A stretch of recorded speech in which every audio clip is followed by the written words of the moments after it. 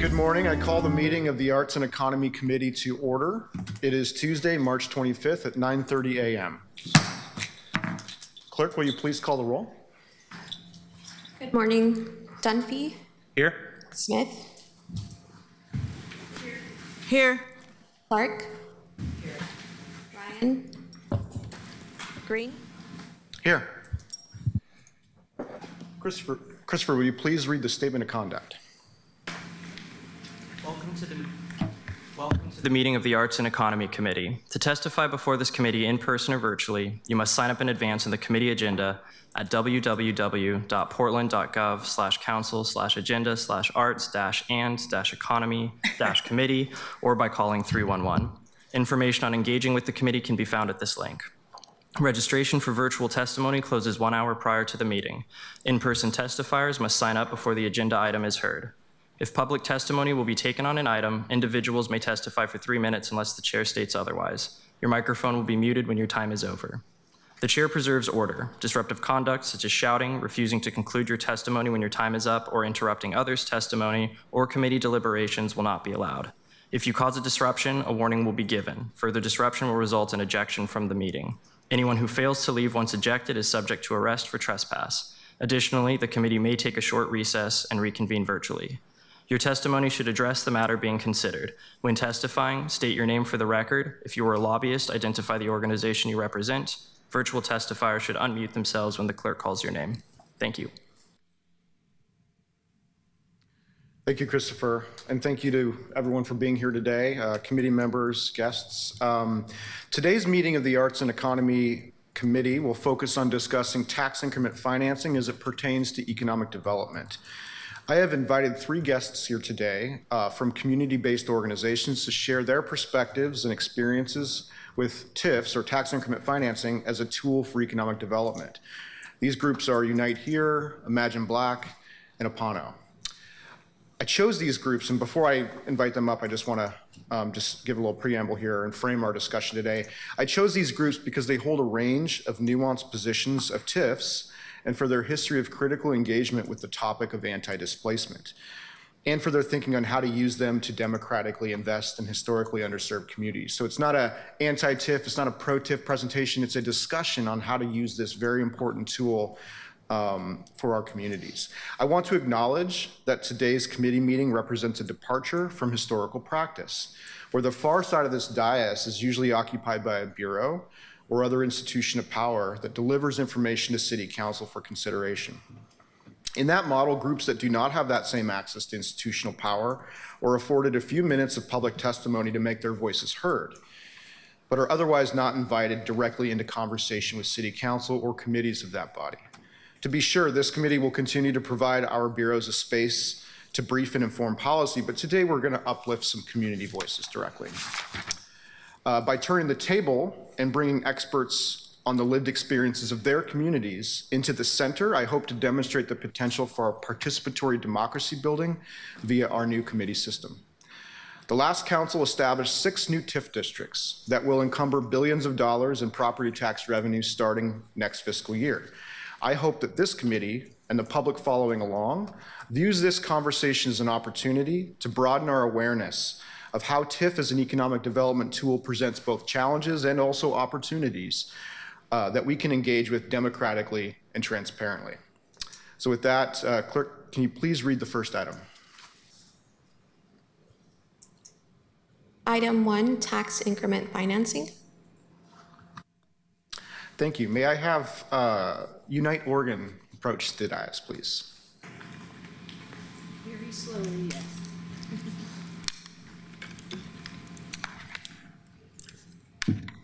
Thank you so much for coming today, and when you get settled, please introduce yourselves for the record. All right. Don't think I need those. Hi, everyone. My name is Amanda Pham Haynes, and I am here representing Unite Oregon. Should I go ahead and get started, or? Please, All right. please proceed. So good morning, counselors, fellow presenters, and community members present today. My name is Amanda Pham Haynes. I use she and they pronouns, and I'm here today as a representative of Unite Oregon, where I'm the statewide housing justice manager and director of the Anti-Displacement PDX Coalition. But I'm also here as someone who has seen firsthand how policies like TIF shape our neighborhoods. Who gets to stay, who gets pushed out, and who benefits. We know that City Council has a responsibility to invest in economic development, and we recognize the difficult balance you have to strike. But we also know that without meaningful oversight and accountability, public investments can and will reinforce the same cycles of displacement that Portland's urban renewal policies have historically created. In 2013, the City of Portland published a report titled, "A History of How Planning Segregated Portland." In that text, the City of Portland claims to take ownership in creating the inequities we see today, and it also commits to creating a different future. I ask you all, what's changed? Today, I will argue that the city's actions often fail to align with its commitments, due to both deliberate and unintentional decisions that render many of our investments performative at best. Portland claims a reputation of inclusion and equity, yet too often fails to back it up. This disconnect has fostered the illusion that we are a city governed by its people rather than its investors. That illusion is dangerous. That's why we are here today, to urge you to take immediate action to ensure TIF is accountable to the people it impacts most, and that public funds are reinvested in solutions that truly serve the communities harmed by past policies. So let's get on the same page about a few things just to frame our discussion. For decades, TIF and urban renewal policies have been framed as tools for economic development. But for many communities, these policies have led to rising costs, displacement, and disinvestment in the very people they claim to support. Time and time again, we hear from community members who believed in the good faith of the city. They trusted city employees who told them TIF would be good for them, their families, their businesses, and their neighborhoods. They assumed there was data to back those assurances and contingency plans to address potential harms. Instead, these community members report that they paid for their own displacement. These community members attended meetings, joined advisory groups, and invested time away from their families and lives shaping their neighborhoods, only to be ignored, disenfranchised, or worse, have their input co-opted to justify policies they actively opposed. Because Unite Oregon serves Black, immigrant, and refugee communities, we often highlight TIF's impact on them. But let's be very clear, TIF isn't helping other working class families either. White working class residents also face rising rents, higher property taxes, and displacement, not due to natural economic forces, but because public policy has prioritized investor profits over people's abilities to stay in their homes. We are not here to argue against investment or growth. We are here to demand that public money serves the public, especially those most impacted by past and present harms. And again, to be clear, this is a conversation about systems, not individuals. It's easy to personalize critiques of government policy, but the reality is that TIF's failures are structural. Many people working within these systems are also our community members. But today, we are here as representatives of institutions with varying degrees of power, and it is our responsibility to wield that power with authenticity, intention, and integrity. Our job is to authentically and passionately represent the interests of our community members who do not feel seen, heard, or prioritized by our local government. And when public institutions fail to serve the people they are meant to, it's not only fair, but necessary to demand change. Now that we've established why this conversation matters, let's break down how TIF actually works and why so many people struggle to understand it in the first place. Well, first, I just want to acknowledge something. TIF might be one of the least inviting names for a public policy. People's brains have several opportunities to shut down when they hear it. Tax, increment, financing. None of those words feel particularly accessible. I know that for me, after 2 years of trying to wrap my head around this subject, I kept facing the same hurdle over and over. I told myself what I had heard many others say. I just don't understand TIF because I'm not technical enough or smart enough. And despite having a legal education, I still struggled to grasp how TIF actually worked. It felt out of reach. This confusion isn't just an inconvenience, it silences people. When policies are inaccessible, communities don't feel qualified to challenge them. And when they do, they're often dismissed as misinformed. Even the law itself is misleading. The relevant statute is still titled Urban Renewal and only mentions tax increment 6 times. A resident trying to research TIF may never find the right information because it's buried in outdated and unclear language. You may recall when Councilor Dunphy asked Prosper Portland where their TIF authority came from, they cited ORS, or Oregon Revised Statute 457. The very statute still labeled Urban Renewal. This reinforces that lack of transparency. If you Google tax increment, TIF, Oregon, taxes, you may never land on the right statute. Prosper Portland claims that the information is available, but in practice, it is difficult, if not impossible, for the public to access.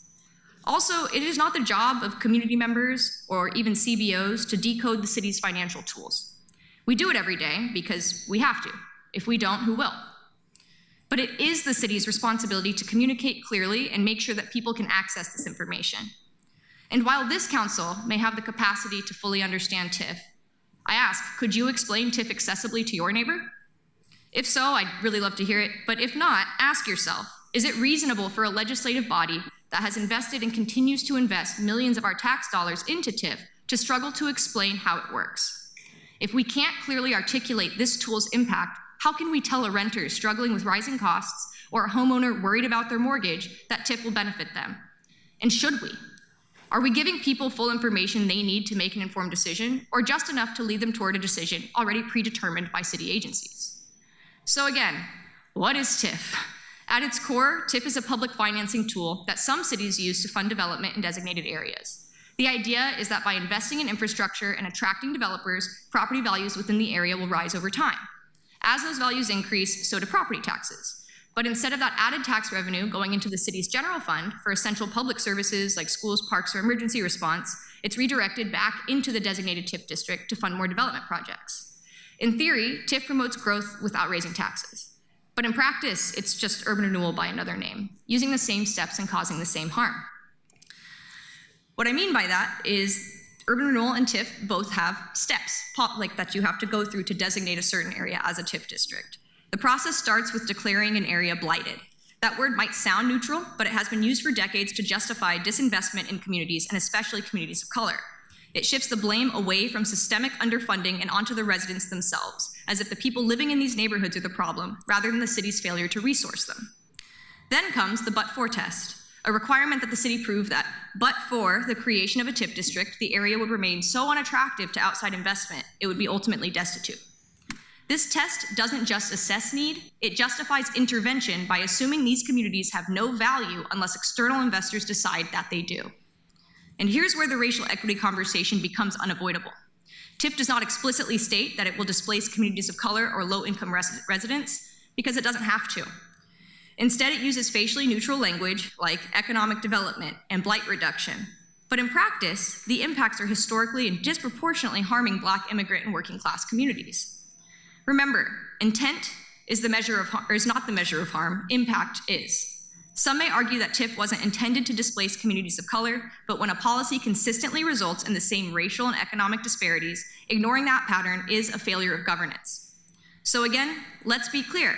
TIF measures its success by rising property values, but rising property values depend on reshaping who a neighborhood is for. TIF doesn't just cause displacement, it's betting on it. It relies on shifting the demographic and economic makeup of a community to generate tax revenue. The very metric that defines its success is the same force that drives long-term residents and businesses out. And if policies that reinforce racial displacement aren't abolished or transformed, but instead defended as neutral, then governance, again, is failing to do its job. TIF must be held accountable for its real-world effects, not just stated goals. And the actors implementing TIF must be held accountable, otherwise the practice can just take form under a new name. So when we talk about TIF as a modern financing tool, let's be honest, it's just urban renewal by a new name. following the same steps that history has shown lead to the very impacts it claims to solve. And if we fail to name that truth, we will never escape the cycle of repeating it. Portland's history with TIF is not a story of economic development, it is a story of erasure. Decades of urban renewal projects, funded in large part through TIF, have repeatedly targeted historically Black neighborhoods, displacing families, businesses, and cultural hubs under the banner of progress. Albina, for example, once home to the vast majority of Portland's Black population, has been reshaped by projects that promise revitalization, but ultimately pushed out the very communities who lived there.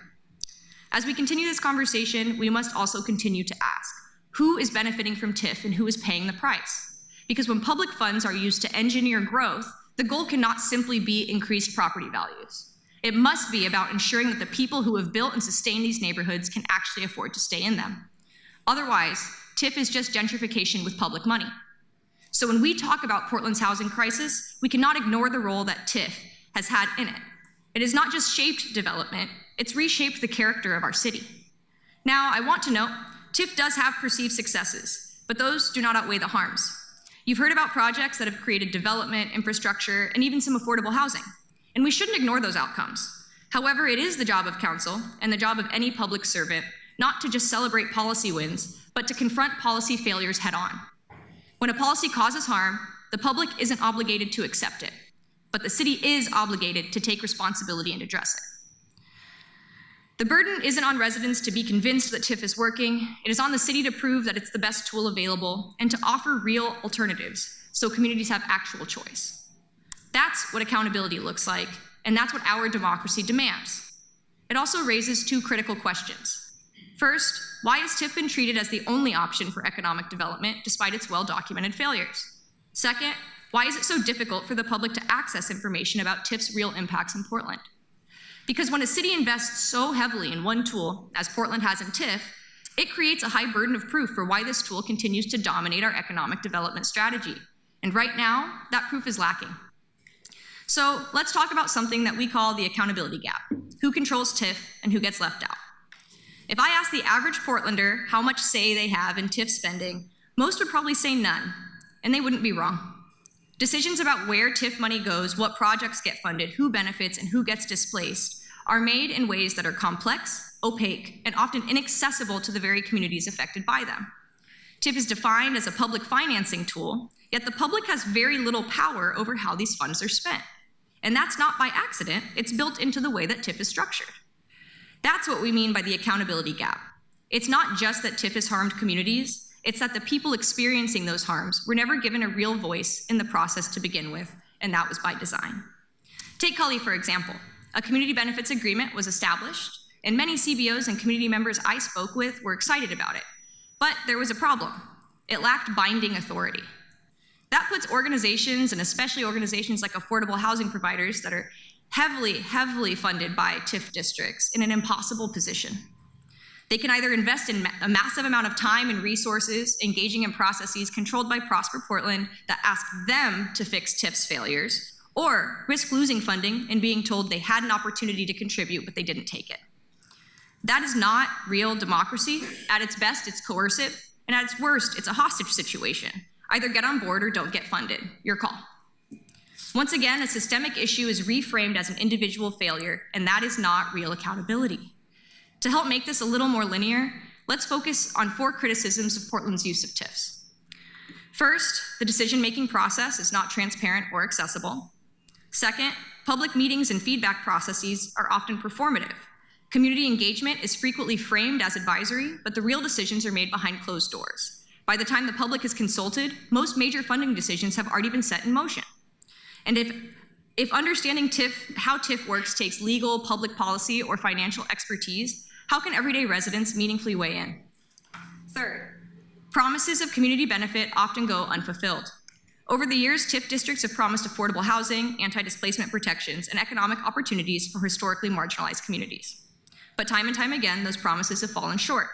For example, the Interstate Corridor urban renewal area was supposed to include significant affordable housing investments for Black residents displaced by past urban renewal. But many of the promised units never materialized. There's little accountability when TIF projects don't deliver. If a developer takes advantage of TIF incentives but doesn't follow through on affordability commitments, what's the enforcement mechanism? I implore this body to research that question. Fourth, the public can't directly influence how TIF funds are spent. Unlike general tax dollars, TIF dollars are locked into specific districts and controlled by urban renewal agencies. This means that even when urgent public needs arise, like a worsening housing crisis, the city has limited flexibility to redirect TIF funds toward real community priorities. Instead of a democratic control, we have a system where developers and city agencies hold disproportionate power over public tax dollars. And once a TIF district is created, it lives for decades. I believe ours are around 30 years, meaning that the decisions made today will shape Portland's landscape for generations, whether or not they serve the public interest. So, if you're still with me, you might be asking, what would real accountability look like? Well, if the problem is that TIF operates without real public accountability, then the solution has to be giving the public real power over how these funds are used.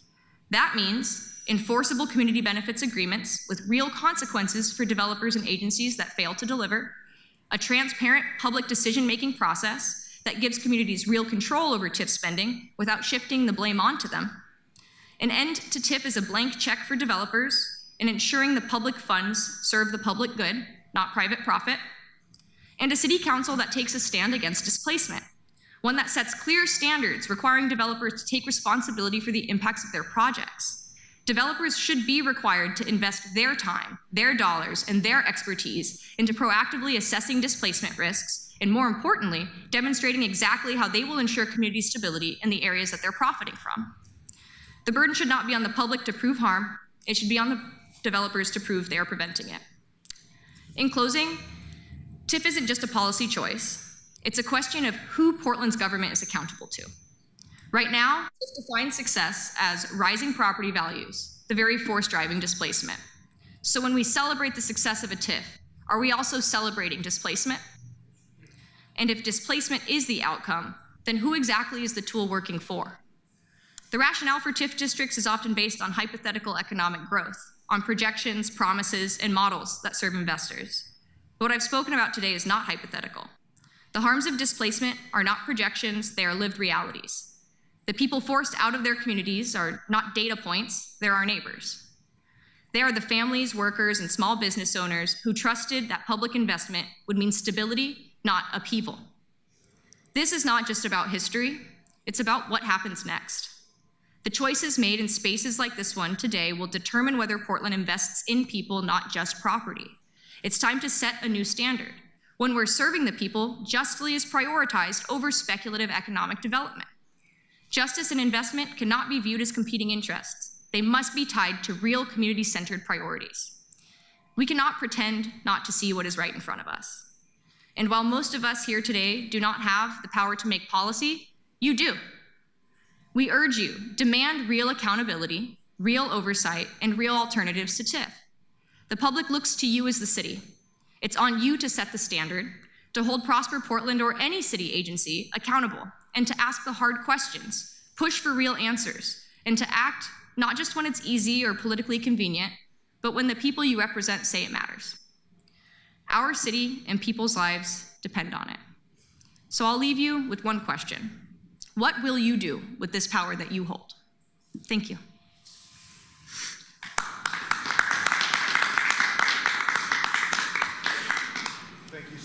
Thank you so much for the presentation, Amanda. And while it's an exciting presentation, I would say our rules of decorum would suggest please don't clap audibly, but please do this, and that's encouraged.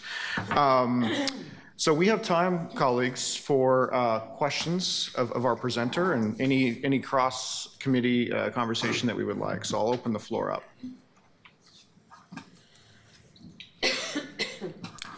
Go ahead if you want to. Thank you, Councilor Green. Thank you so much for that very exciting presentation. And I understand totally exactly what you're saying. So in lieu of the TIF, what would you suggest in terms of economic development that we put in place? So I actually really love this question because I've been trying to figure it out for 2 years, and it's part of why I structured this as a speech sort of rather than a PowerPoint. And it's because that is a really almost impossible question for community members and like people who don't have private, money to be able to look into and investigate. I have actually tried to bring in experts from other parts of the US where TIF districts are to figure out what alternatives would look like. And it's been very troubling because we run into the same information barrier. So we don't have a lot of data to be able to articulate what an alternative zero-sum trade-off would look like. I think that there's a lot of community ideas into what anti-displacement strategies could be, but those are going to be pretty specific to the different districts that they have. Largely with tax increment financing, it's complicated to understand, and so that's why it's like I'm not trying to dodge the question. We do have a lot of ideas for ways that this could work, but without being able to then go out to the community and say, here's one presentation that's on TIF, really well done, really well researched, and then here's these other ones, but we don't have data that can really support it because we can't find it online and we're not really sure that.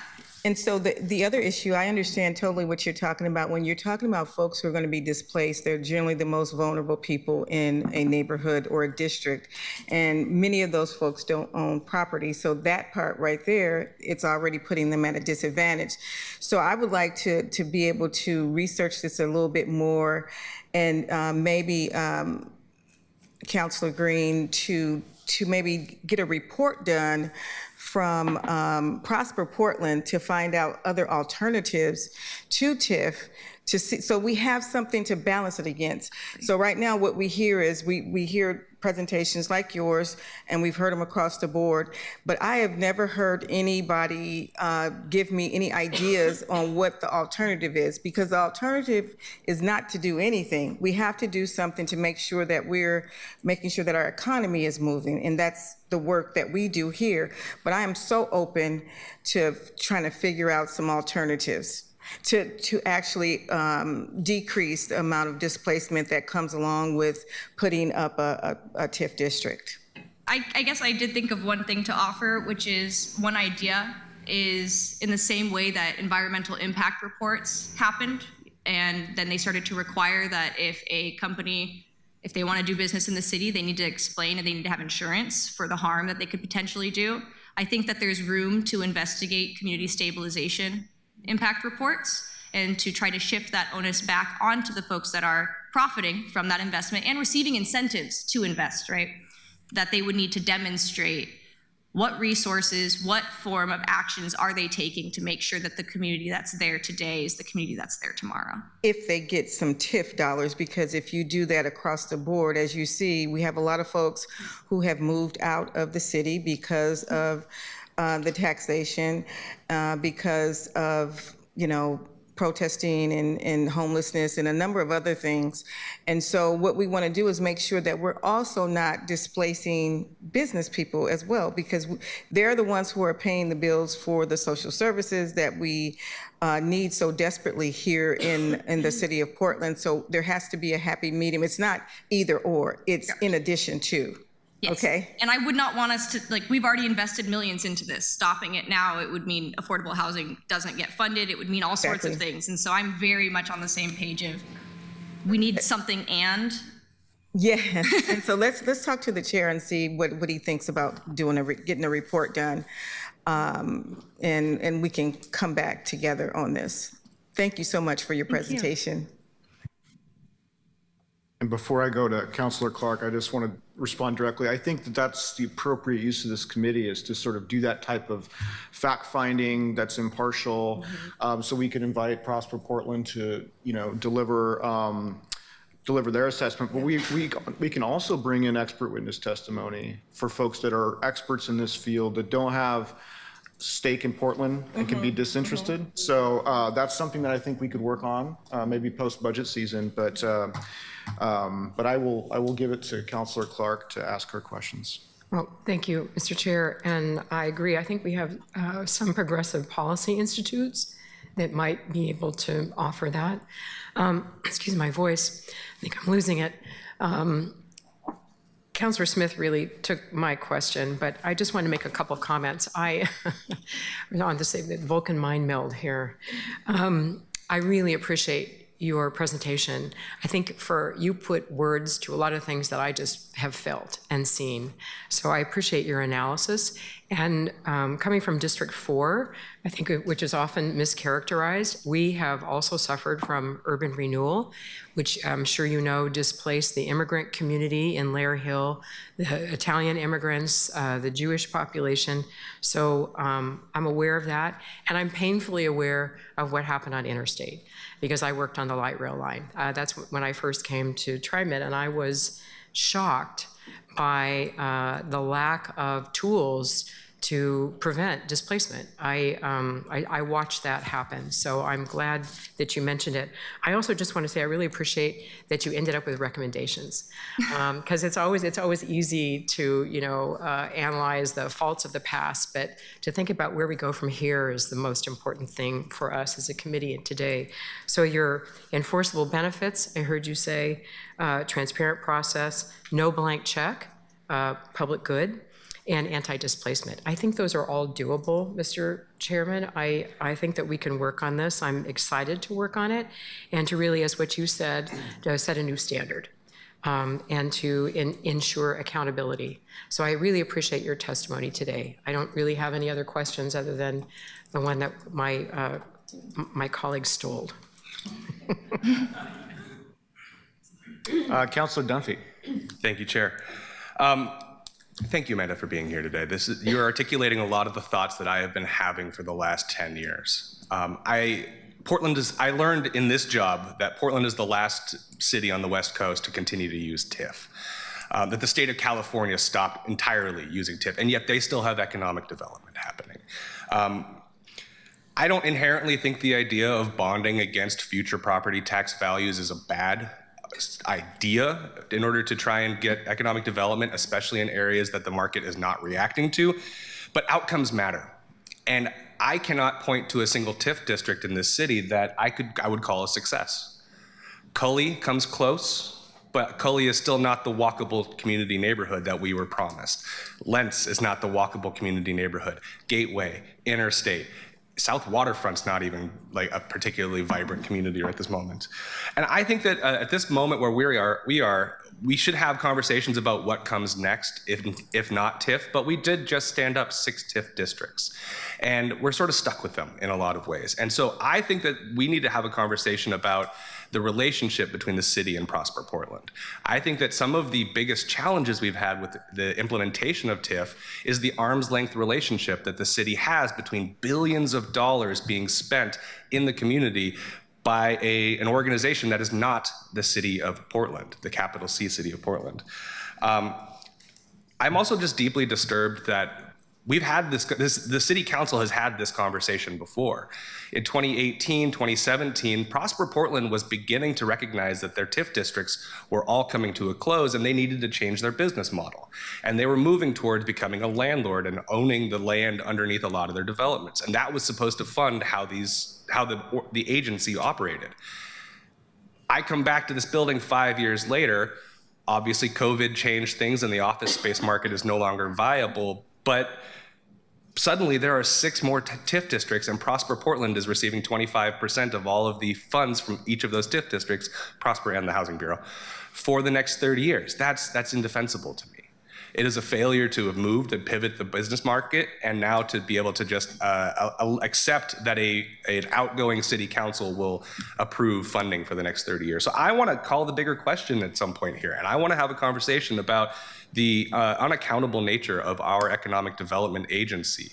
I think that we need to be able to have greater control over how these projects are approved. I've heard that these community listening sessions are often check boxes that someone said that become performative in nature. I've heard feedback from some of these. I heard specific feedback from the. I think they're calling it SPACE. I'm calling it SPAC TIF. That a neighbor was calling about making a comment saying that the need for more affordable housing, and that someone staffing it actually said, "Don't you mean market rate?" No, we don't mean market rate. We mean affordable housing. So I'm absolutely skeptical of this as a tool, but it is the tool we have right now. So I want to figure out specifically how do we make this tool work in a way that is accountable to the voters. So I really appreciate you articulating the thoughts that I have been thinking. Thank you. I'm up next in the stack, and I would be remiss if I didn't mention that my colleague and co-chair, Dan Ryan, had an excused absence. He wanted to be here for the discussion, so I don't want anyone to think that he chose not to come for any other good reason. But I just have a few remarks and perhaps a question. But I think in your presentation, Amanda, you laid something out that I felt very strongly, which is this idea that despite a lot of training and years of experience trying to understand this, it's still hard to communicate what a tax increment financing strategy, just how that works mechanically. And so I'll do my best to try to do that right now with the Dr. Mitch hat on. Basically the idea is when you create a TIF district, and it's an urban renewal district, you're saying that in the boundaries of this district, if you create that in 2026, then the property taxes from that district that would otherwise flow to the general fund are frozen at the 2026 levels through the duration of the term. So any growth that we have in that district doesn't come back to the city's general fund or the other municipalities, the school board, the school district, I should say, in the county. But it goes to this district, and that may be good, that may be bad or neutral. But the point is I don't know that a lot of people really understand that. They continue to pay the increasing property tax, but it doesn't flow back to the general fund for broad uses, the increment. And so I think because that is a big opportunity cost, it's really important to have these frank discussions about what our trade-offs are. And I just, I do want to acknowledge and complicate this a little bit by saying that I think for a lot of communities, there is a tense relationship here because on the one hand, there is displacement associated with TIF districts historically, but on the other hand, in Portland, it's the only way you've ever gotten any kind of money for your community. And the only way you're able to earmark any kind of investment for the part of the city that you live in, because we have not had a robust democratic process through the general budgeting process. And that's one of the reasons why I'm very interested in exploring how we can bring participatory budgeting to the city of Portland to provide another alternative for that democratic process, and to just kind of speak more broadly about alternatives to TIF, because I agree with Councilor Smith, we must do economic development. We do have to grow in order to fund all the city services that we need, and for this to be a place that people who are looking for a place to land and flee hostile parts of the world can come to Portland and find true sanctuary. We do need to grow. But TIF is just the revenue financing option. It's issuing bonds against future anticipated revenues, and we can do that in many different ways. In fact, we have limited tax revenue bonds that we can issue for general purpose. And so, we can do things like social housing. We can do things like community land trusts and co-ops on the housing side and be very direct about it. I imagine a world where we can have sort of like a baby bonds type of approach to sort of cure generational inequalities in wealth building that are rooted in racism. And so there's just a whole world of visioning that we can do. And I would like this committee to be a space to do that. We should be deliberate about it and not ad hoc. But I think the conversation is really starting right here. So I thank you for this. I guess I don't have a question, but it looks like you do. Well, I don't have a question. I just want to riff off of what you've just said in the earlier conversation, is that local government's hands have been tied. And we don't have a lot of tools. I think we've said that. And property tax is really right now a Gordian knot, after Measure 5 and Measure 50. And peeling that apart is going to be really hard. But my point is that we don't have a lot of other tools. And the legislature really has preempted local government from using a variety of tools. And that's something we need to explore also. And just I'm going to say something that nobody likes, is that we also don't have that third leg of the stool. We don't have a sales tax. And we know that a sales tax is also regressive, right? It really is regressive. It hurts lower income people more than anybody else. But, we may want to tiptoe into a conversation about that. Is there a way to capture some sort of value somewhere? What tools can we actually develop at the same time that we're taking these recommendations to try to wrap around urban renewal or TIF? I think your explanation was excellent. It's just that increment that gets frozen and everybody still pays. But thank you. I'm all for us working on those recommendations and somehow to pull this back in potentially. I'm interested in that concept from Councilor Dunphy as well. But thank you, Mr. Chairman. Thank you, Councilor. Oh, and I do have a question. I almost forgot. In your view, do any of the TIF districts that were created last October or last fall, are those characterized as blighted areas? They have to be. If you look at ORS 457, what the legal steps are that are required by statute is that first an area has to be designated as blighted. And blighted means typically that there's a lot of vacant property, rundown, lack of resources, usually higher crime rates, but those can also be tied back to deliberate over-policing of areas. So for my knowledge and understanding, for us to even have a TIF district, you have to first go through those steps. Thank you for that. I guess my question is, so I know what the statute says, and blight has a very specific meaning. But I guess and this is in some sense speculative, and I'm not just asking for your opinion, but do you think that those areas were suffering from blight? Not all of them, no. And yeah, I think that I think it's technically 4 TIF districts and 2 micro TIF districts, which I thought was kind of funny because that made it even more complicated, right? Like what is a micro TIF and why is it different? But no, I think that blight has become a very subjective analysis. And when you look at the eye of the beholder is the agency in charge and the developers that they're trying to bring to the table. Okay, thank you. Thank you for your time. And we're going to move on to our next presenter. So at this moment, I'd like to invite up Joy Elise Davis with Imagine Black.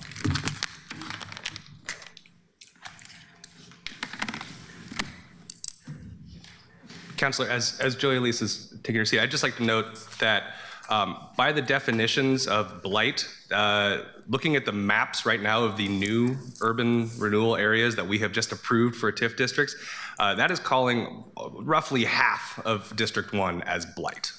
That is not my experience, and it's also worth noting that the new TIF district wraps very closely around the currently expiring TIF districts in Lentz and Gateway, which I would not really argue are particularly better after billions of dollars have been spent. So I think it is worth having a broader conversation about what that definition really means. Thank you, Joy Elise. You may introduce yourself for the record and proceed with your presentation. Thank you so much. My name is Joy Elise Davis. I currently serve as the President and Executive Director of Imagine Black and our sibling organization, Imagine Black Futures. We are Black-led and Black-serving civic engagement organization that's been serving the Portland area for over 16 years. I want to quickly share a little bit about my background so that you can understand my framing for my presentation.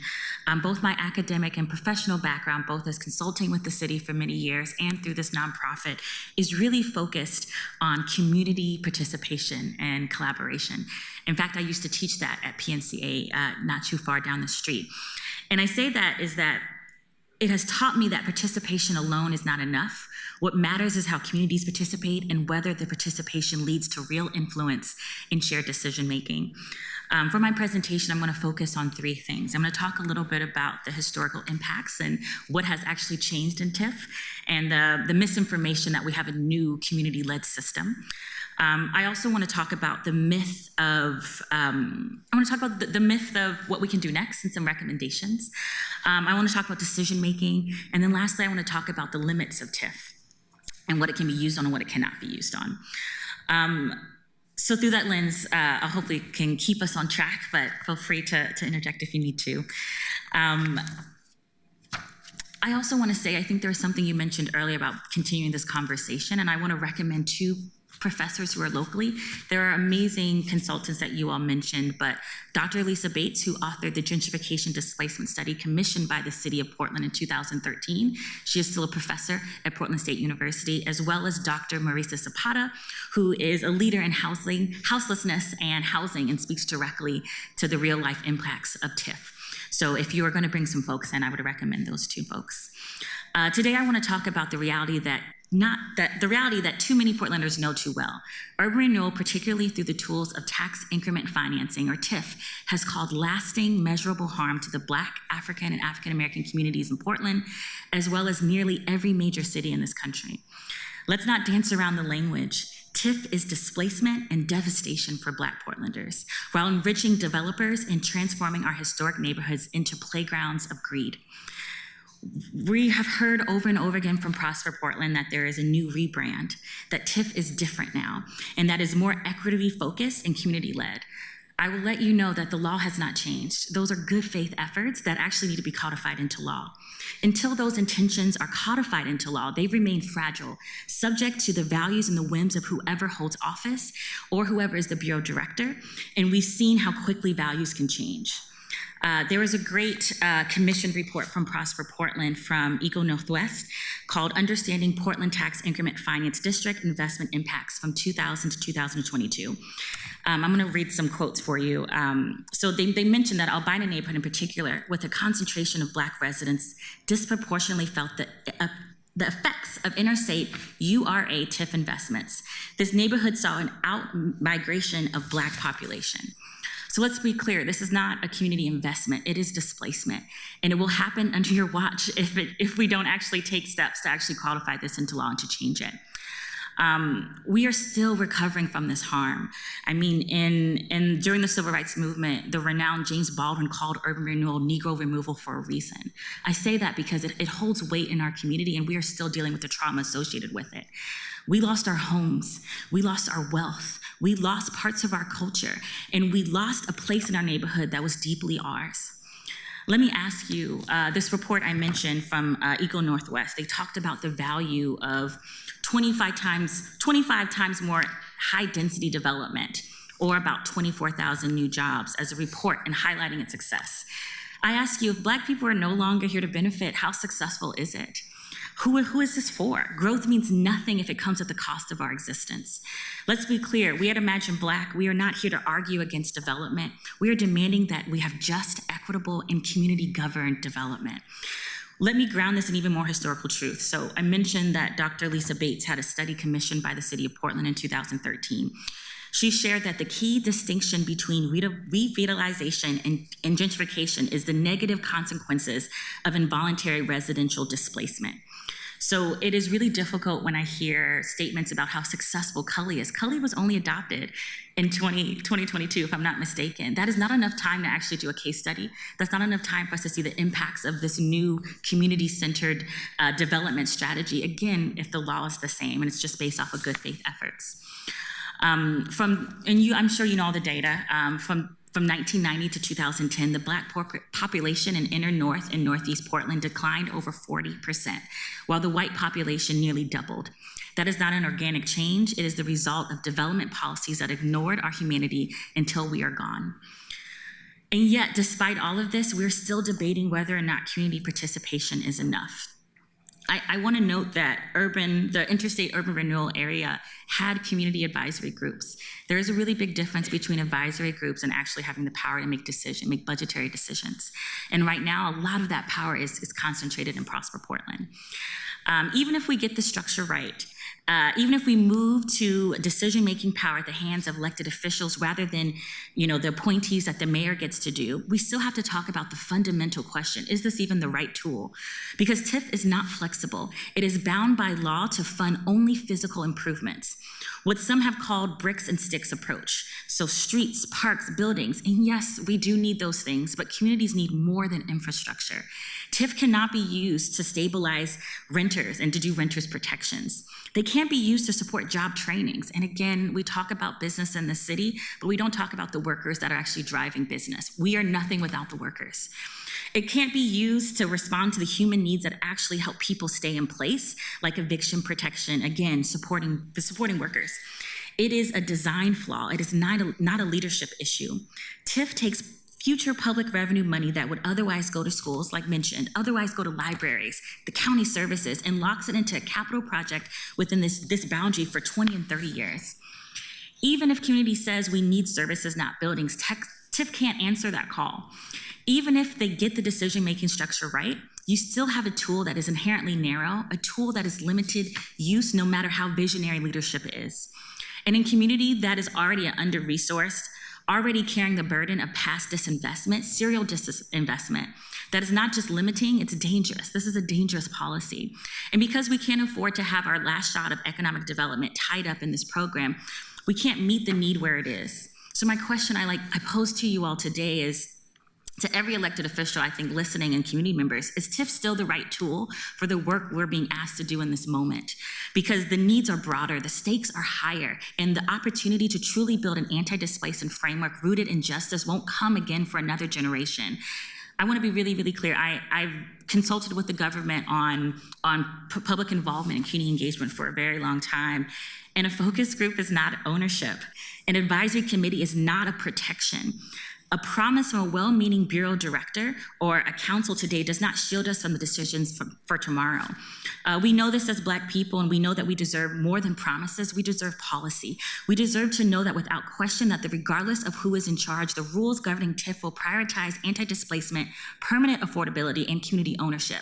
If Prosper Portland is truly serious about equity, they need to legally change the binding framework, one that outlives the current staff, the current council, and the current politics. I've been taught to be soft on people and hard on issues. I'm pointing at Prosper Portland because, again, we are tired of good faith efforts in my community. We're tired of promises and rhetoric. We need this to be policy and law, and the only way to do that is at the state level. So I ask you, will you finally move from aspirational language to accountability policy? Will you act on what we already know? Do we need another report to tell us what we know? TIF is not an effective policy the way that it currently is. At Imagine Black, our demands in this moment are very clear. We need to codify anti-displacement strategies into state law and local participatory budgeting policy, including protections for all current and future TIF districts. Again, you are limited if you do not do that work at the state level. We need to require community-led governance of TIF dollars with real power, not symbolic participation. Again, that is a state law change that you need to do. We need to enforce affordability and cultural preservation through regulation, not just rhetoric. We need to mandate equitable metrics, community benefit agreements that are legal, that have legal consequences, and not just aspirational targets. It was mentioned a little bit earlier about the power of Prosper Portland. I was very disappointed that our last charter change did not include a change in how Prosper Portland is functioned, particularly, I would say, around its board. That board is not an elected board by people. It is appointed by the mayor, and they have quite a lot of power. For us to really do that, there also needs to be a code change. Because this isn't just about buildings, it really is about belonging. Black Portlanders are displaced, and we can't afford to lose more. We lost our churches, I mentioned before, our businesses, our gathering spaces, our intergenerational wisdom. We lost trust in a system that continues to harm us, and I don't know how much more we can take. I hear people tell us over and over again that the tool is not broken, we just didn't know how to use it correctly. That is rooted in quite a lot of anti-Black racism. To assume that we weren't there, to assume that Black folks weren't there in these advisory groups, showing up to community engagement opportunities in the interstate, and the results were still the same.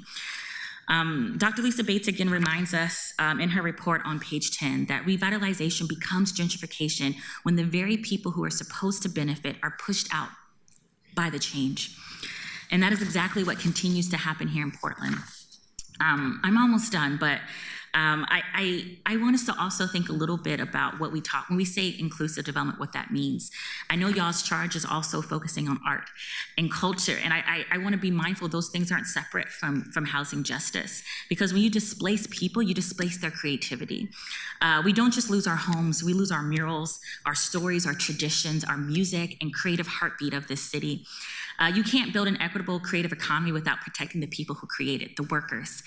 We talk again a lot about the businesses, but again, I want us to center the most vulnerable, the workers. And you cannot protect those people without the laws that bind it to justice, not just the intentions that disappear with new leadership. So today I'm calling on all of you to think very critically. I'm calling the full council to act with courage in this moment, the moment that demands it. We can't just reform urban renewal, we need to transform it. We don't say, I don't want to hear another, we hear you, just show us the policy that you want to do. I want to go into action. I want to make sure that TIF and every economic tool in Portland is subjected to permanent anti-displacement protections, community ownership standards that have real power, not just decisions that are made in a vacuum, at a different table. I don't want a kid table, I want an adult table. And I want us to codify racial justice principles within this.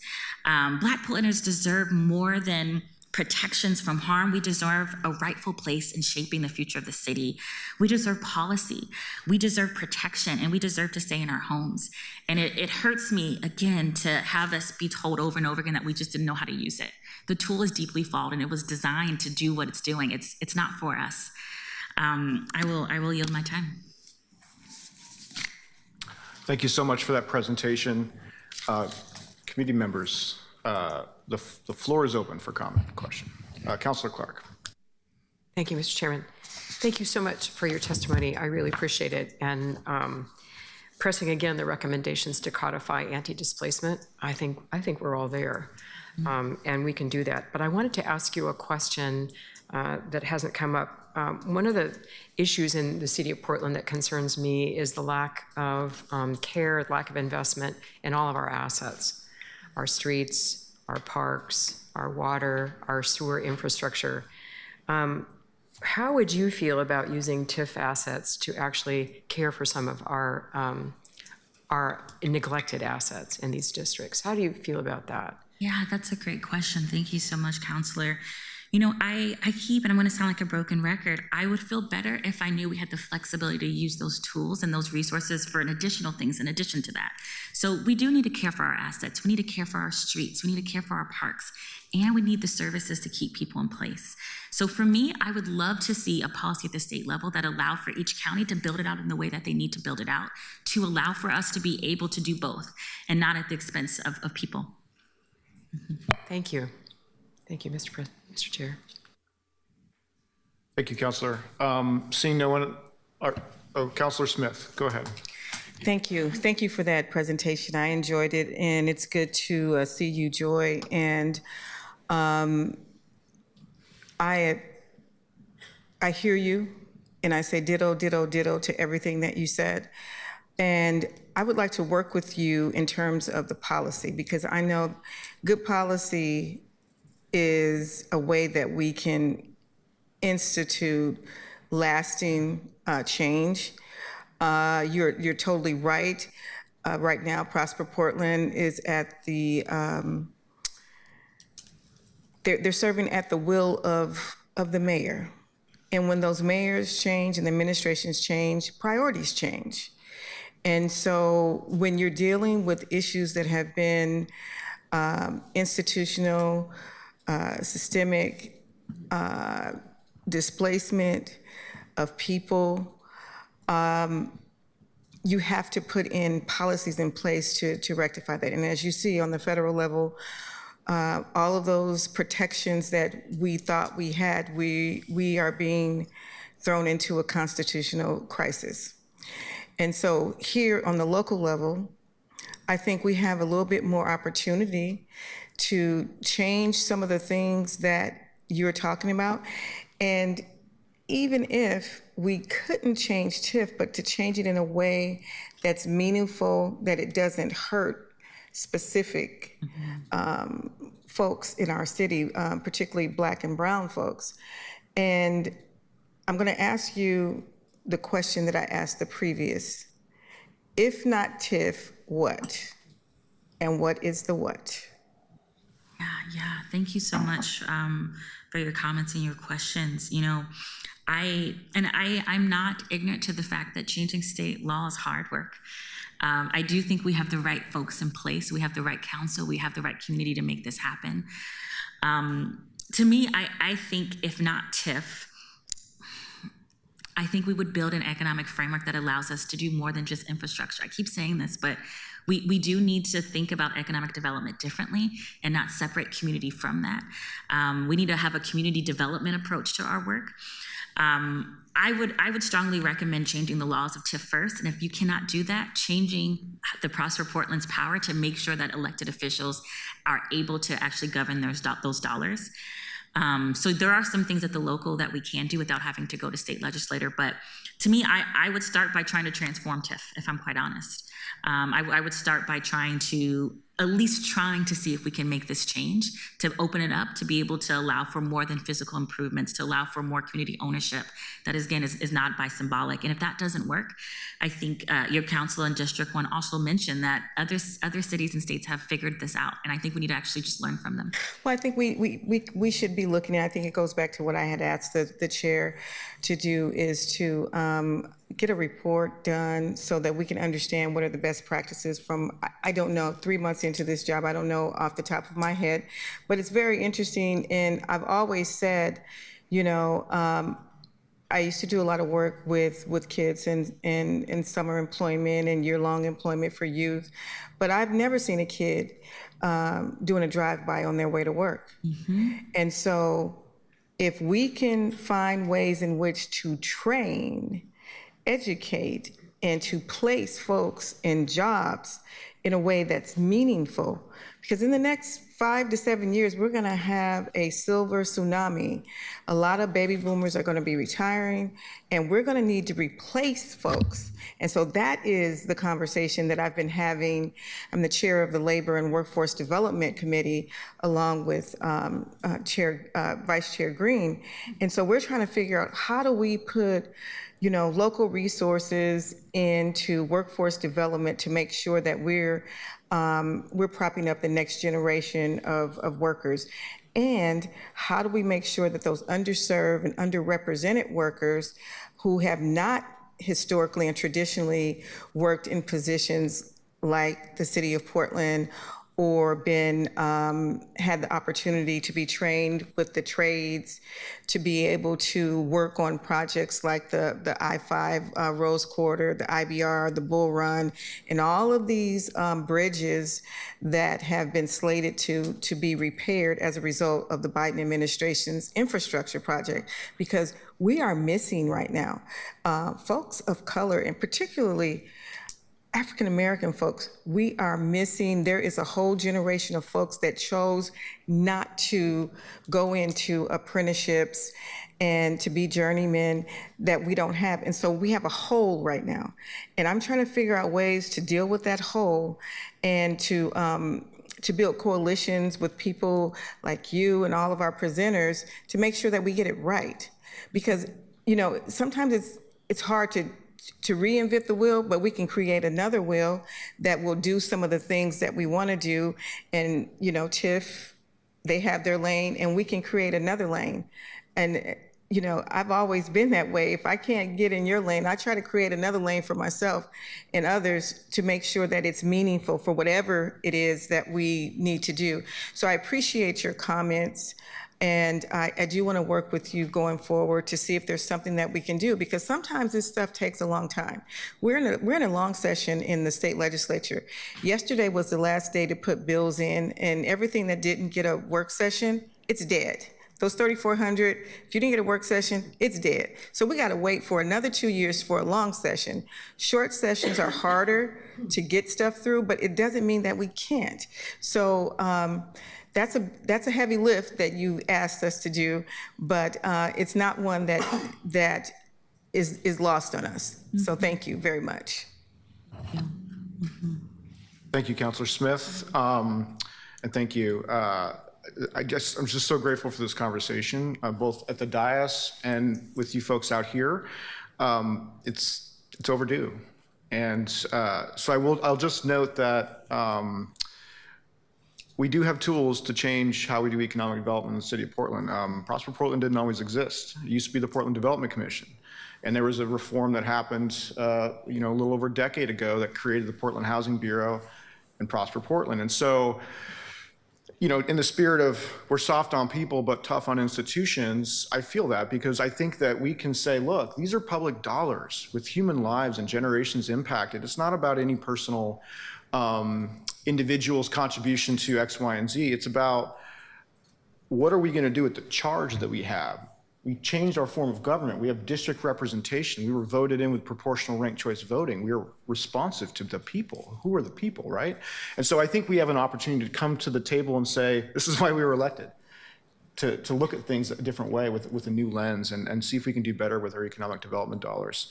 So I hear your call for action, not just more statements of support without anything behind it. And I will be, my office is going to be looking at what we can do through this committee to make some transformational change. It looks like you want to get another word in. And Chair Green, and just so we didn't talk about this, but we passed a sidewalk bill that I authored, and Chair Green was a co-sponsor of, and in addition to that, Councilor Clark was a co-chair of, and it passed yesterday in the Transportation and Infrastructure this is going to be a once in a generation opportunity to build sidewalks in East Portland. The language was clear. I don't know if you saw that, but we're making some changes here that should have been made many, many years ago.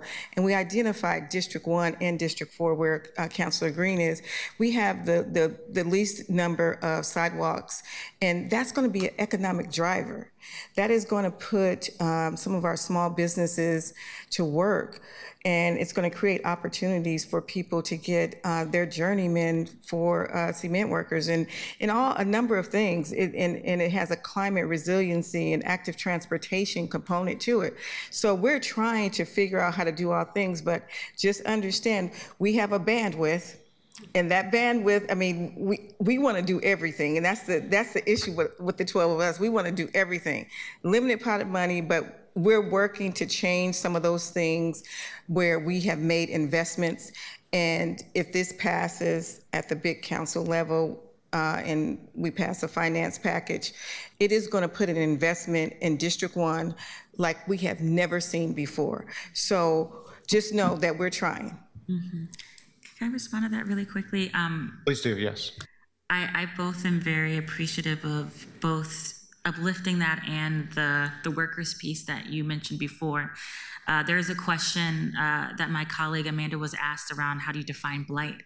And the healthiest communities have the most resources.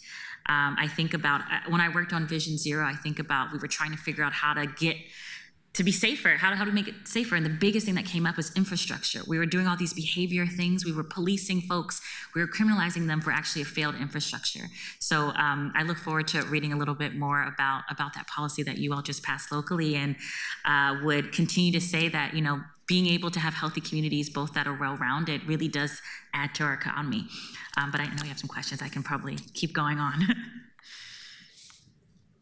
Thank you so much for joining us today and sharing your perspective and giving us a call to action. At this point, I'd like to invite Duncan Huang up of AANO. Oh, yeah. Sorry. I just wanted to first uplift what Councilor Smith was saying about the need for jobs, the need for real investment. That I have never seen a drive-by while somebody was on their way to work. I have, however, seen a drive-by happen as a result of urban renewal gone bad, where folks who are gang affiliated can no longer afford to live in the areas of their territory and live out in Gresham and Rockwood and then commute to areas that causes conflict. I have watched this happen. I have lost students to violence like that. We have real world, these decisions have real world consequences that continue for 30 years. There is a difference between urban renewal and economic development. And I think that we need to recognize that those are not synonyms. They are different things. And while Prosper Portland has a very specific role to play in urban renewal, they are not the only tool that we can have for economic development. And lastly, I'll just say that we need to change the state law. We need to start working on that now. We need to think about this for the short session, knowing that it probably won't happen in the short session, but set ourselves up for success in the next long session. It's never satisfying to say we'll get to it in 2 years. That's just the tools we have, and I'm eager to help make that a reality. I'm ready to work with community folks in this room and anybody listening at home on figuring out what that package might look like. And I will drive down to Salem and testify for it. So thank you. Thank you, councilors. Thank you, Councilor, and sorry for cutting you off shortly. Thank you so much. Thank you, councilors.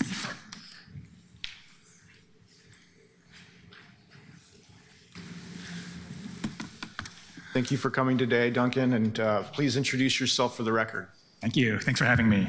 Duncan Huang, the Community Development Director with AANO. Good morning, Chair Green and members of the committee.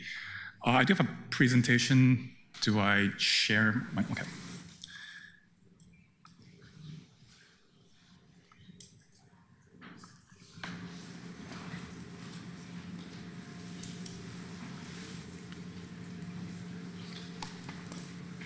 Okay, here we go. Perfect, okay. Let me see if I can move my slide here. Okay, let's see. Well, I am here to provide kind of a yes-and perspective. Obviously, everything my co-presenters have said is true, and I agree. But I also want to speak about the experience that our communities had in the J District along 82nd Avenue. So a little over a decade ago, the J District was designated as a NPN, Neighborhood Prosperity Network designation. And it was a micro-TIF district, approximately 1 square mile. Since then, since last year, we've enrolled into this 82nd Avenue TIF district, and we kind of view our service area now as Hong Fat, 82nd and Burnside to Hong Fat at Eastport Plaza, so kind of stretching along that corridor. The J District is home to about a quarter of Portland's Asian American community, and is actually the only ethnic enclave in the city. So that's where we're headquartered, and that's where we do our work, holistic approach to community development. We started with a community vision in 2013, and the community really wanted to see affordable housing, safer streets, economic development. And we've been kind of chipping away at that vision for over a decade. Right now we want to see East Portland's most transit-rich, most affordable, and most climate-resilient part of town. And we're working on that. So we have a couple hundred units of affordable housing and development. We're doing home weatherization, workforce training. We have a community solar project that's funded by the Clean Energy Fund.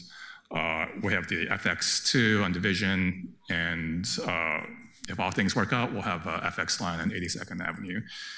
So that's come with substantial public investments, $185 million for a jurisdictional transfer of 82nd, potentially a $300 million investment on the bus transit line. So there's just a lot of public investment coming. So anti-displacement is top of mind. So yeah, we're a micro TIF district. It's about $1 million over 10 years, not a ton of resources. So we were able to do things a little bit differently. We view it as community. Duncan, sorry to interrupt. Is it possible for you to go into presenter mode? Because I think the slides are not filling up the available real estate on the screen. Sorry to interrupt you. No. That's easier to see for folks. Okay, no. So, when we took on the J District, with the city, we were really clear, anti-displacement was number one, building community power, and improving health outcomes were the goals that we wanted to approach our work, and that we wanted to be as independent as possible as a community so that we didn't have that direct oversight from the city or Prosper. So the way we structured our steering committee is, that community governance piece is absolutely critical. We have representation from the neighborhood, from small businesses, residents, local experts, and the schools, so PCC and Harrison Park. That body is in charge of a work plan and improving all the TIF allocations. So, that set of community members actually live in the neighborhood and decide who gets what kind of TIF allocations. So we have a small business improvement program. Thus far, we've given out 27 TIF grants of $10,000 or more to the local business community. Only 3 of them are not in business currently. So community members and small businesses actually self-selected who would get these grants. They included things like new signage, new paint, security, fences, and whatever businesses need to be successful. So here's a picture of Leeming Bakery on Division. They had a rash of break-ins, so one of their TIF grants was to get security, fencing, so that their business would be safe. This also provides a level of responsiveness and customer service for the J District that is much better than the rest of the city. Like oftentimes, a business owner will have a window broken, and the district manager will be there the next morning before the business owner knows, and being like, "Hey, we have a repair fund. Can we help you?" And that is a program that is much faster than Prosper Portland's because we focus on this one neighborhood. And anti-displacement of our small business community is critical because for our community, I think if our small businesses leave, if our noodle shops, if our dim sum restaurants leave, the community will leave too. So maintaining that business community is absolutely vital. So it's just a flyer from that program talking about kind of the storefront improvement grants and the rapid repair fund. You can see in this picture there's Ban Han, which is a Buddhist vegetarian restaurant, and they received a storefront improvement grant to redo their exterior, and they've been there in business for over a decade now. We also want to bring vibrancy to the corridor. So TIF has also helped support placemaking and community spaces. So we have our community space at the Orchards of 82nd. Many of you have visited. That was partially supported by TIF, and then there's arts and murals all around the district done by neighborhood youth and local artists to bring vibrancy to sometimes a drab corner of our city. Affordable housing. So none of our TIF dollars went to affordable housing. There wasn't enough, that $1 million, but it did catalyze a lot of housing production. So right now we just started construction on the Jade Apartments, and then Legion Commons also broke ground earlier this year. Fun fact, 865 multifamily permits were issued by the city last year. 164 of them are in the Jade District. So about 20% of permits issued last year are happening in our neighborhood. This is done about TIF, but we had to get very creative. The Jade Apartments also didn't have LIHTC, so we were able to creatively design and get creative about funding to build affordable housing. Our signature event is the Jade International Night Market, happening every year in August at PCC. I think that speaks to kind of the broad investment that the city makes, not just in bricks and sticks, but in activating the neighborhood. And the city has been a great partner. Actually, all bureaus of the city have really contributed, from a water bureau to the planning bureau, and it's just a great community event that highlights the community. So yeah, for potential of affordable housing, for the 82nd TIF district, Prosper Portland, for that $460 million TIF district, they anticipate that $191 million will be spent on affordable housing, $64 million for infrastructure, and $170 million for economic and urban development. With $109 million dedicated to affordable housing at PHB, and the average subsidy per door about $150,000, we could see up to 1,273 units of affordable housing, something of that scale. As we worked on anti-displacement along the 82nd corridor with the transit line, I think we need about 1,000 to 1,200 units of affordable housing. Right now we probably have less than 100. So I think this helps get us there. It also provides opportunity for homeownership programs, for down payment assistance, home repairs, and Councilor Green, you and I have both supported social housing, and that's also a possibility as well. So when we approach community economic development, the TIF is just one small tool, and I think a lot of our presidents were saying we need a holistic strategy. But I think this is part of that housing piece. Some of the lessons that we've learned, since we didn't have access to very much TIF, we had to get really creative about financing and fundraising and leverage, and working to bring that community vision to life. So the steering committee, the Jade Steering Committee, invested about $200,000 into that community space. We had to raise another $2.5 million from other public and private sources. The city capacity building through the Housing Bureau and other agencies have led to 212 units of affordable housing in the district, soon to be 300. That's a million, or about a $90 million investment in affordable housing, all non-TIF. $0 from our TIF district actually went to private developers or infrastructure investment. I think that could be an interesting data point where, if you use that TIF for community-driven needs rather than private developments, you get some strong outcomes. And yeah, I think we have a window of opportunity right now. I put this chart up, Census Tract 8301, that's the prime J District Census Tract. If you look at it, it's actually now, I think, one of Portland's only majority minority census tracts.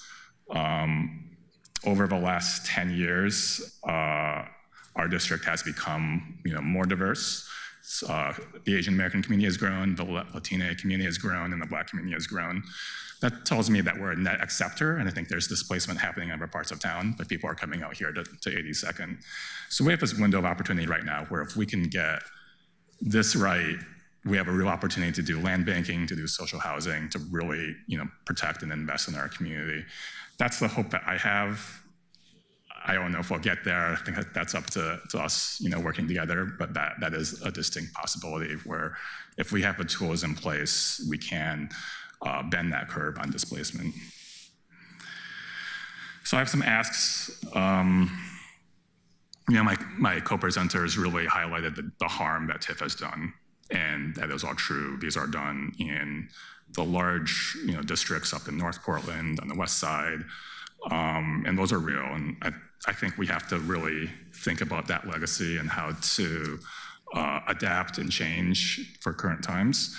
And that we really need to trust our community. We trusted our community, and they made some really wise investments with the limited dollars they had. We also need to build community capacity for all these districts and build capacity for community partners to really be guns in cage. I think we heard about how arcane and technical this work can be.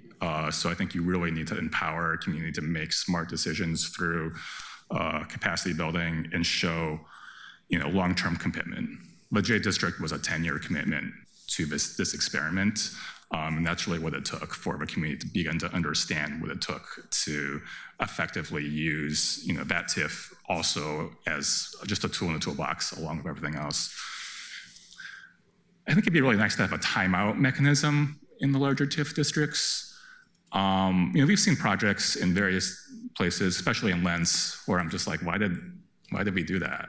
And there wasn't any mechanism where the community could be like, hold up, let's have a conversation about this.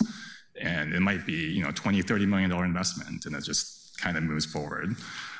So oftentimes we just don't know. And if there is that transparency in a way to be like, time out, let's have this conversation and really examine, is this values aligned? Is this going to bring value to the community, or is it just, a handout for developers? I think that would be really valuable. I think we talked about, everyone here, kind of an all hands on deck approach. There's no magic bullet for anti-displacement. TIF isn't it, but it's part of that. It could be part of that toolbox, but we really need to be thoughtful about how we layer, that bricks and sticks with workforce development, with supporting our small business community, with providing affordable commercial spaces. How do we have childcare facilities? How do we do utility assistance? How do we do down payment assistance and home repairs? So we have to have kind of that baseline funding, but we have to layer on a lot of the things that the city and the county and other jurisdictions do.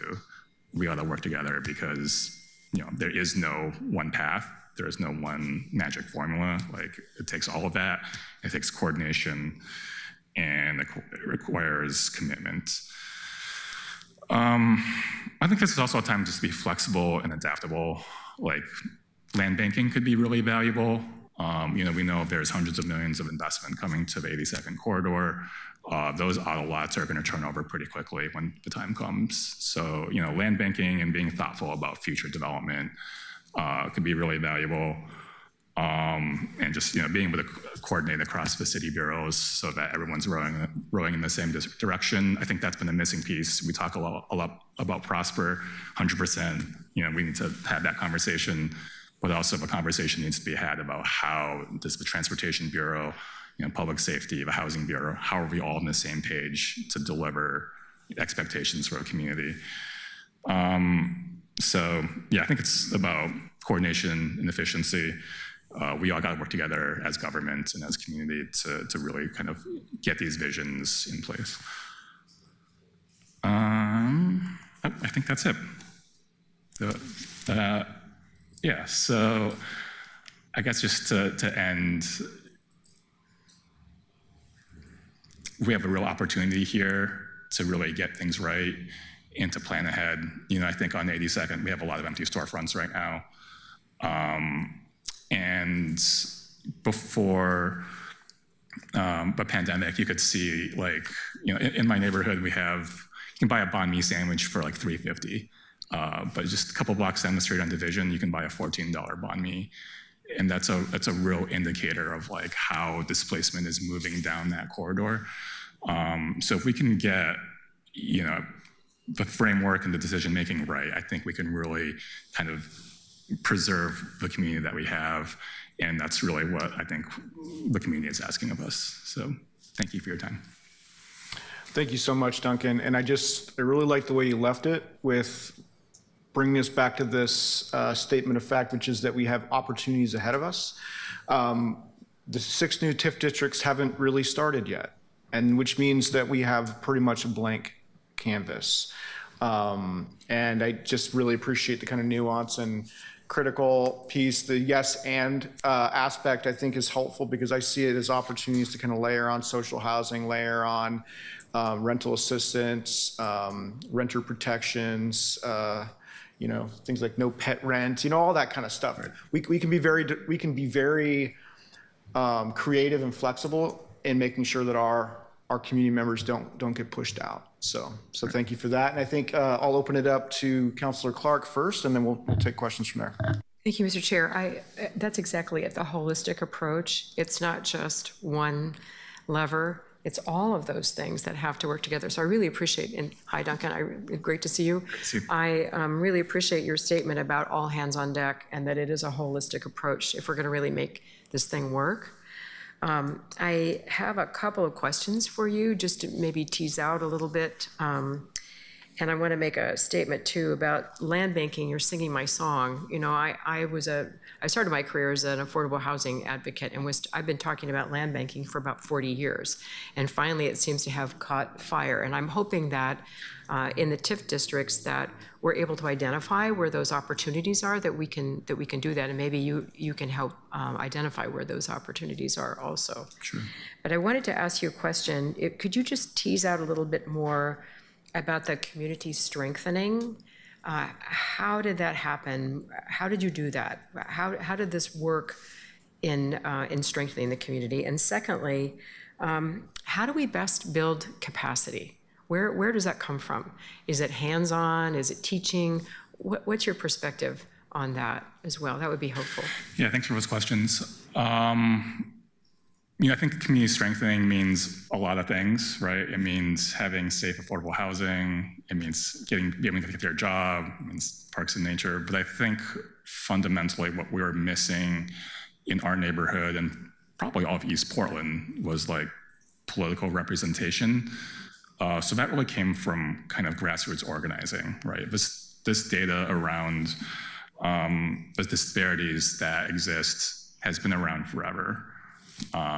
So we all know the challenges, but it took political will to make those differences.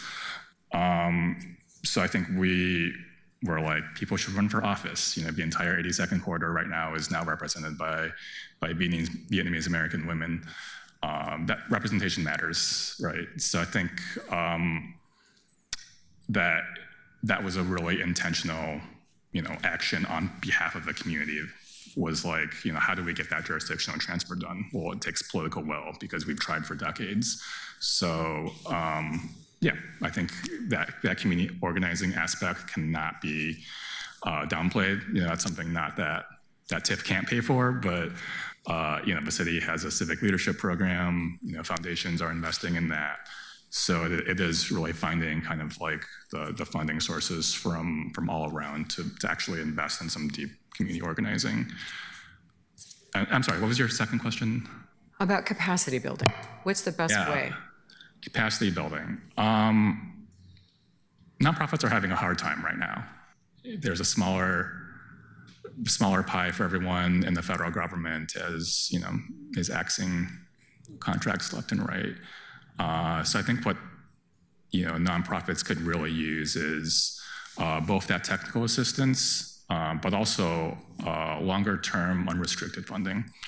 I think that's how a lot of money came into the J District, was like trust in that community, trust in those organizations, and kind of provide the resources that we need to be successful and scale up over time, right? So our first project in the J District was actually just a community garden, not just a community garden. That was a big undertaking in 2013. But that kind of trust building and experience allowed us to do a community center and an affordable housing. And it takes intentionality to grow that technical ability. Well, it would seem to me that all of your projects have really built capacity by all the hands-on work that people have done. Yeah, well, it's been a real community effort. In the J District, exactly. Like business owners, residents, they want to feel that connection and identity for a place that doesn't have the best rap sometimes, like 82nd Avenue, but it's about changing that narrative and building that buy-in. And when people see their vision coming to life, I think there's a belief that this could happen. Definitely. Just back to the holistic approach, I would really hope that our new form of government will create more synergy between the bureaus so that they actually work together and come together, whether it's in a TIF district or not. But we're working cross-bureau, that there's more synergy to do exactly what you're talking about in a holistic approach. I think that's 100% true. And I think for the past decade or so, it's really been up to the community partners along 82nd to be like, well, we want this, so we have to go talk to the Transportation Bureau, we have to go work with the Housing Bureau, we have to go work with Prosper.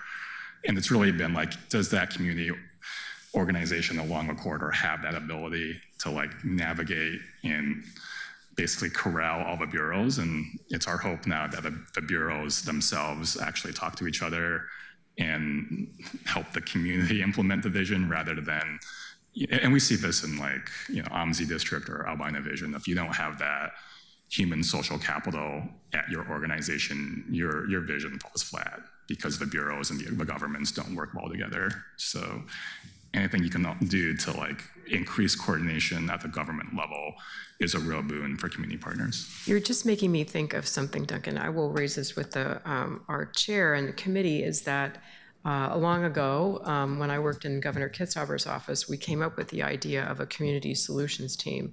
And what that meant was that you brought in the major bureaus. In that case, it was the state departments, housing, transportation, environmental protection. And we could do something like that here in conjunction with the TIF districts. We could actually create some sort of a city community solutions team. I mean, I know we borrowed the Portland Solutions moniker, but that's not exactly what they're doing. But maybe in conjunction with the TIFs, we could look at a mechanism to ensure that all the bureaus are really pulling together when it comes to a TIF district. It's just a concept we might want to explore. I think that'd be really Thank you so valuable. much, Duncan. Thank you. Thank you. Councilors, anyone want to jump on? Councilor Smith. Thank you, Duncan, for the presentation. It was bringing everything together, and I am so a supporter of land banking. I think that we haven't done enough land banking. If you look at what it costs to build affordable housing, we're at $400,000 a door, and this is for affordable housing. Yep. And so that kind of, makes your head go back. And then you think about, well, how can we do this a little bit better? I think we have to we have to make sure that we're using all the resources that we have at our fingertips. And I think that there are multiplexes that we can buy out there and that we can actually build up. And it will be less expensive. I know a lot of builders and the trades probably don't want to hear that, but we're on limited dollars. And as you've seen, we have a $93 million deficit. I think that is an opportunity. And like Councilor Clark said, we do have Portland Solutions, but Portland Solutions deals with homelessness and housing specifically. And there is a Portland Solutions in Prosper Portland that identifies different things that's there. I think we just need to build it out a bit because, you know, like they say, if you build it, they will come. And come, I hope that they do in terms of giving us great ideas on how to make sure that the Jade District and others around the city, that they're just not surviving, that they're thriving. And we have to put the resources in the infrastructure to make sure of that. I was talking to someone about the sidewalk build to make sure that there's connectivity with the 82nd Street project and with this new SIP, because it was brought to my attention that the sidewalks leading into 82nd, we don't have those. And so that's something that, here we go. We have to make sure that we are intentional and deliberate in making sure that we get the most out of the resources that we have. So thank you very much. I didn't have a question because you answered the questions and you've given us a call to action, and I appreciate you taking the time, because you could be somewhere else right now, but you're taking the time to educate us on what we can do to be helpful and in a meaningful way. Thank you. Thank you. Thank you, Councilor Smith. Councilor Dunphy. Thank you, Chair. Duncan, I really appreciated specifically that the call out for flexibility. Our systems that we have built are so inflexible, and the types of things that we can spend our dollars are so prescribed that we're ending up with building things that nobody wants. I'm thinking about the untenanted commercial spaces in Lentz Town Center that have never been tenanted, and without direct intervention probably never will be. And I think part of that is because our zoning code no longer actually serves us well. I think that the old retail model is different, and that we need to think about whether the 3/1 or the 4/1 building model of residential over commercial mixed use makes sense anymore. And maybe we need to have conversations about walk-up units or other flexibilities. I also really want to be thinking about ways we can be flexible with regard to helping existing building owners convert their spaces into residential or higher, more intensive uses. I also think I want to talk about having some additional flexibility when some of these buildings go into foreclosure. I keep coming back to Montgomery Park selling for over $300 million back in 2019 and just over $30 million earlier this year, late last year. I don't understand why the Housing Bureau wasn't one of the bidders on that, or why Prosper Portland wasn't trying to buy that space. So I think that there is going to be some opportunities to work with building owners and community-focused neighbors who are able to use their assets in a more intensive way. And I also think we need to empower our public agencies to think about those open market solutions to certain situations that we are facing right now. But I think combining flexibility with urgency will lead us to some really interesting outcomes. Thank you, Councilor. A lot of my grandstanding comments my colleagues have already issued, so I'll just ask, and that's not a dig, that's a compliment, guys. I'm curious how you did those projects without LIHTC. I'm just really fascinated that you guys were able to pull off those 212 units without traditional affordable housing pathways. So could you say a little bit more about that? Sure, yeah. I mean, this is mainly the J Departments, 40 units at 89th and Brooklyn. Was done about LIHTC. The state did have a small projects and veterans allocation. So that was a part of it. And then the Portland Clean Energy Fund was part of that capital stack. And we also just got creative in the design. These are family-sized walk-ups, so didn't have like the elevators and things like that. So it was really designed for families, and kind of really had this like courtyard space that was open for kids to come play and things like that. So it was just creatively designed, and yeah, took advantage of other funding sources. But if there was like a revolving loan fund or something, I think that would have been extremely valuable as well. Thank you, and thanks for mentioning the revolving loan fund. I hope that passes out of session and enables all this good work that we intend to do. And my last question is, I appreciate your slide and comments on getting the governance structure right, community governance and control. I'm curious how, in your experience, that has worked with Prosper. Like, how does that relationship play out in practice? I think, to be honest, in Prosper's view, this was $1 million over 10 years, so it was relatively small potatoes, right? And this was an experiment to see if community could get their act together and really deploy that small amount of dollars effectively. And I would argue they were deployed very effectively in terms of small business grants and small investments. So Prosper was very hands-off, to their credit. They allowed the community to make those decisions. And I think it turned out quite well. I can't say the same necessarily for the large urban renewal districts. I think there's a lot more stakeholders at play, and there's also developers looking for their subsidy. So I think it's just more politicized and many more pressures on the large scale. So I think the challenge before us and you all is to really design a governance structure where the community's in the driver's seat with accountability over the whole period of time. And that's not as beholden to external pressures, but really as part of that community making investments in the community they live and work in. That's enlightening, and thank you for that. And thank you for your presentation, and to all of you for coming in today. I really benefited from this greatly, and I think this is going to inform policy development that's going to come out of this committee, so thanks. I could just say one quick thing. Just want to thank you and Councilor Smith for your sidewalks work. That's transformative. That's something that East Portland has been talking about for also decades. So I think if you all could bring that sense of like urgency and ambition to community economic development as well, we'd be well served. Thank you very much. You're very welcome. Thanks. Christopher, Clerk, can you read the next agenda item? Item 2, public comment on tax increment financing.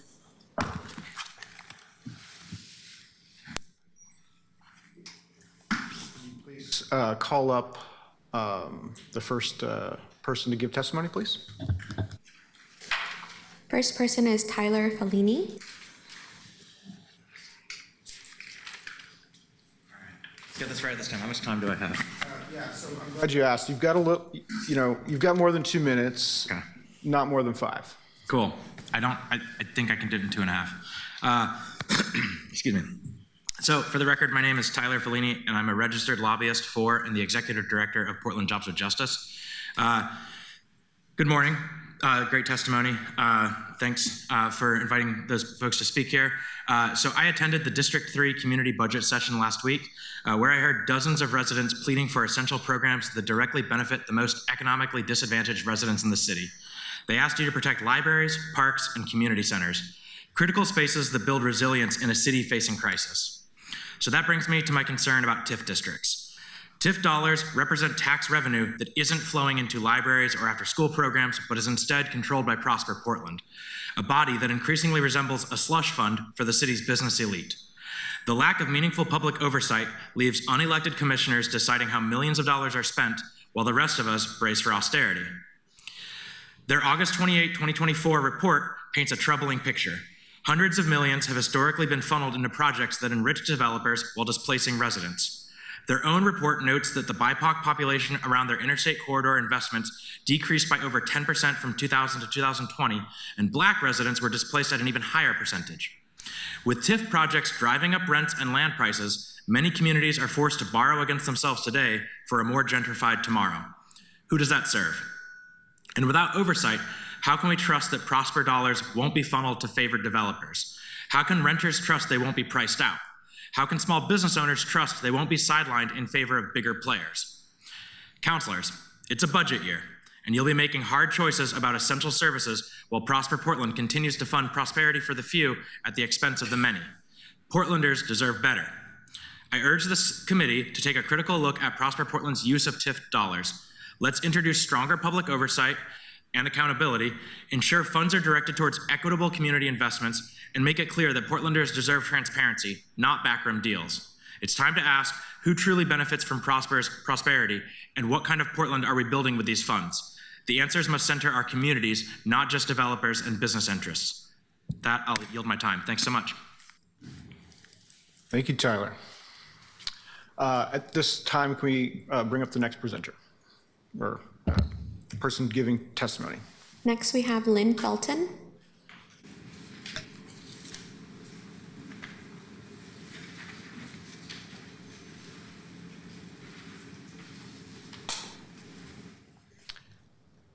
Thank you, Lynn. Please state your name for the record. Lynn Felton, Argay Terrace Neighborhood Association and the Park Rose Argay Opportunity Coalition. Hello, councilors. SPAC, or Space TIF, was one of the 6 TIFs passed by council in the fall. With this passage, those in Sumner, Park Rose, Argay, and Columbia Corridor area know that change is coming. Since this is a new council, I want to tell you an old story. You might have already heard this before. Once upon a time, 1983, Park Rose, Argay, and much of outer East Portland was annexed by the city of Portland. The zoning stayed pretty much the same except for Park Rose, Argay, Wilkes, as noted in the 1989 Columbia Corridor rezoning project. The city commissioner in charge of the Bureau of Planning and Sustainability at the time, Earl Blumenauer, noted substantial changes were made from FF zoning, farm, to industrial. Choices were made. Those choices allowed the former industrial zone land that was in the Pearl, the south waterfront, to be moved out to a little-known area of Portland. After all, by state law, a city has to have a certain amount of industrial zoning for job growth.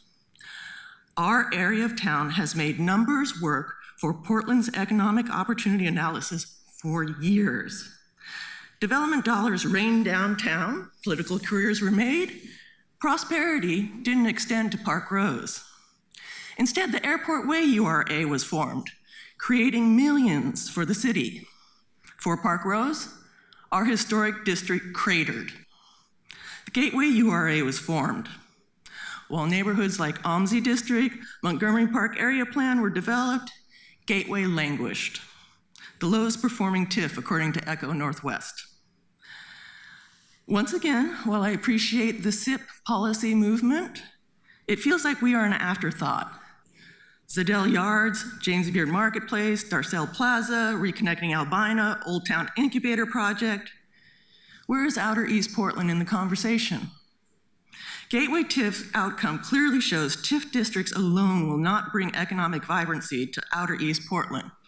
Focus, private capital, expertise, and support for community voices are needed. I hope this new council will recognize the tremendous wealth and opportunity we have created for this city at a high livability and opportunity cost to our neighborhoods. We might not be the well-known Portland, but we are the Portland that has made modern Portland possible. The 40-year-old bill is due. I look forward to this council's energy, creativity, and focus as we move into a new era in Outer East Portland. Thank you. Thank you, Lynn. And I'd like to offer my District 1 councilors an opportunity to give any remarks if they so choose, because this is in that district.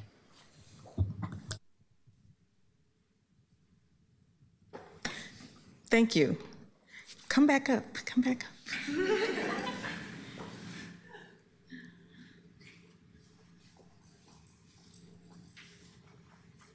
I want to thank you for bringing that forward. And I've listened to you throughout the summer. Many times. Yes, throughout the summer and to date about the needs of our gay Park Rose, Wilkes. I do live in Wilkes. And we have to come up with something that we can do to spur development. I hate to be a broken record about sidewalk improvement, but we have a few issues in that area that we can try to address from an economic standpoint. I think that's workforce. We need a trained workforce for the future. And I believe that we can get that workforce from outer East Portland. I met with the superintendent from Park Rose and David Douglas about a month ago and talked to them about how can we work on projects that would utilize David Douglas's CTE and utilize students and former students at Park Rose and see if we can help to get them into apprenticeship programs that will either put you on a track for city jobs, because we currently have 855 vacant FTEs, and which leads to this huge $50 million overtime bill. And then to also put them on a track to do work in the trades. And as I talked about, so that's what, I think would be helpful. The Kmart building, that is, troubling, very troubling. We don't have time to pull that back. But I would like to see us do something with the old sheriff's office. It's not in Park Rose, but it is a big pot of land that we can do some economic development on 122nd and Gleason that could serve folks in the area and bring about some sort of change. It's just sitting there. And so, some neighbors have told me, we don't want any more affordable housing. Well, people are, rent burdened in outer Southeast. So what do we do with that? I want to have some public meetings on how do we, Multnomah County owns it, but how do we figure out ways in which we can spur our economy with that big footprint out there? I don't know what you think about that.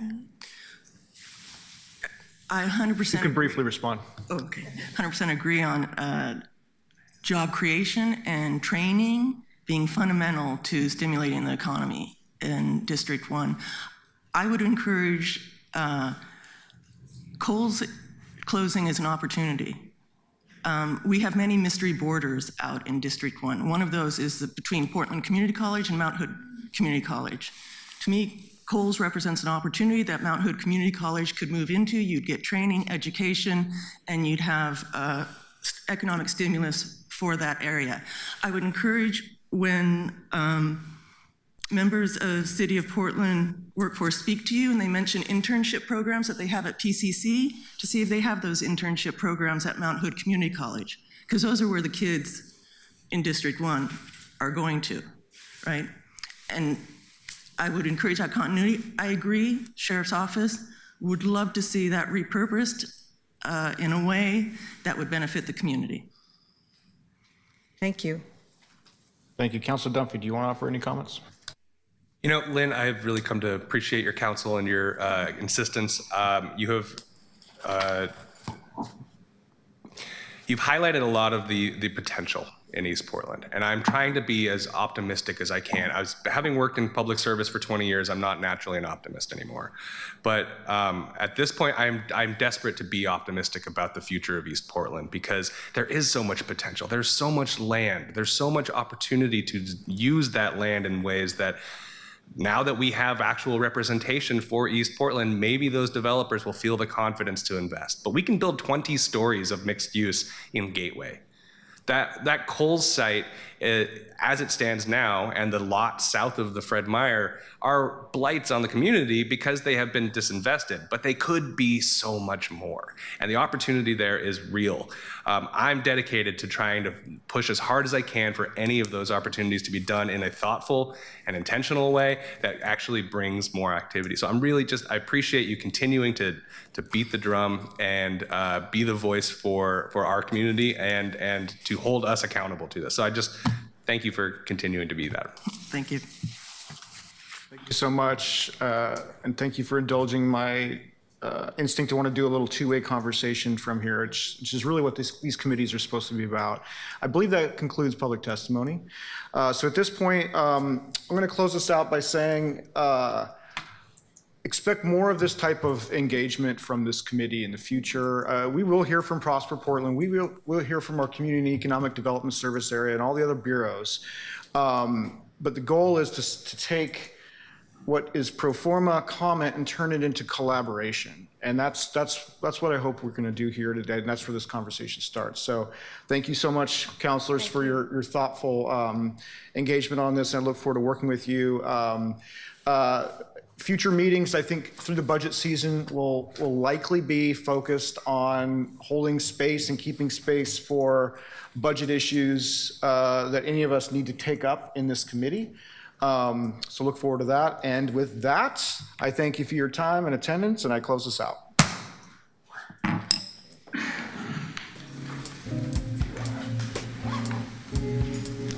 think I was supposed to say adjourn, but I think everyone got the point.